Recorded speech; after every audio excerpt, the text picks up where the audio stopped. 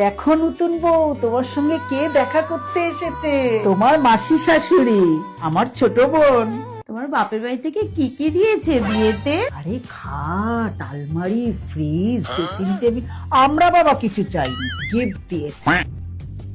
এটা তো ভালো ভালো হয়েই গেল, এবার বাচ্চাটা নিয়েই ফেলো। এটা মোয়া নাকি? এক্ষুনি দোকানে গিয়ে কিনে নেবো। এত তাড়াতাড়ি তো পিৎজাও ডেলিভারি পাওয়া যায় না। ঠিকই তো বলছে বৌমা, মুখে মুখে এরকম জবাব দিতে নেই। শোনো বৌমা, বিয়ের পরে বাচ্চা নেওয়াটাই হলো নেক্সট স্টেপ। এটা এত জরুরি আসলে আমি জানতামই না। আমার ভুল হয়েছে আসলে মুখে মুখে তর্ক করা। আমাকে প্লিজ ক্ষমা করে দেবেন। এতটা সিরিয়াস ম্যাটার জানলে আমি বিয়ের আগে থেকেই পেটের মধ্যে বাচ্চা নিয়ে চলে আসতাম না। মানে বিয়ের পর একে অপরকে চেনা, টাইম স্পেন্ড করা, ঘুরে বেড়ানো, এগুলো তো জরুরি নয়।